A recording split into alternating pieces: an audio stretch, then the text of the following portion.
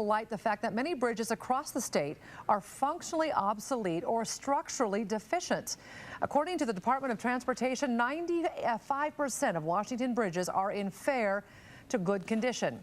In 2011, nearly 400 bridges were classified as structurally deficient. Now, that doesn't mean the bridge isn't safe, just that it has deterioration to one or more of its major components. 5% of the state's bridges are in poor condition. KXLY4's Colleen O'Brien joins us now live. And Colleen, you looked into the safety of some of the bridges in our area. What did you find?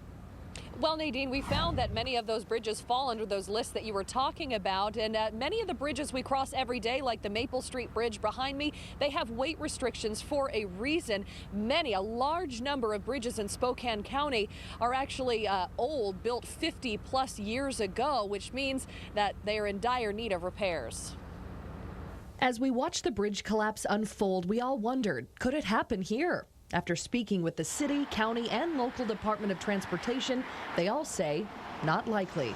We're pretty lucky here in the Spokane area on Interstate 90. All of the bridges that we have that people travel on the mainline freeway have been addressed recently within the last few years. Al Gilson's agency looks after 148 bridges. The county takes care of 163, and the city of Spokane looks after 44. It's Stacy Lehman's job at the Spokane Regional Transportation Council to make sure all 300 plus are on our radar. There's a lot of bridges that need maintenance. There's a little of all of our infrastructure basically is aging and close to 50 years old, so it's time to do maintenance and preservation on it. These cars and semis don't know it, but the Green Street Bridge they're on is functionally obsolete.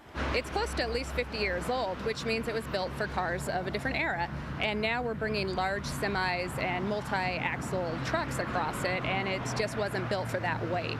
In transportation talk, bridges are either functionally obsolete, meaning weight limit is the only problem, or structurally deficient, meaning it has structural issues that need repair.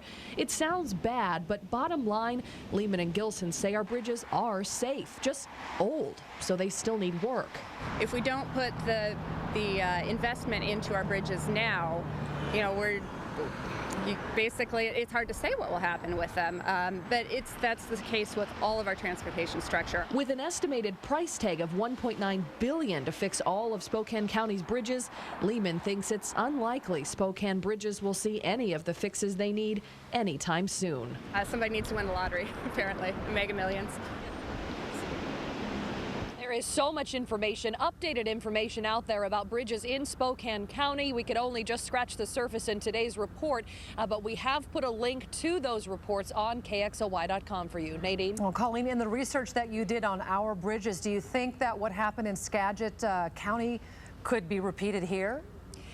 Nadine, we did ask that question to everyone we spoke to, and the city engineer specifically with the city bridges in town here, and he said the only bridge in town that meets the same structure as the Skagit County bridge that collapses is the Blue Bridge in Riverfront Park, but that, as we know, is just a pedestrian bridge. Every once in a while, a small delivery truck will go over that, so he says there is no threat that that bridge is ever going to collapse.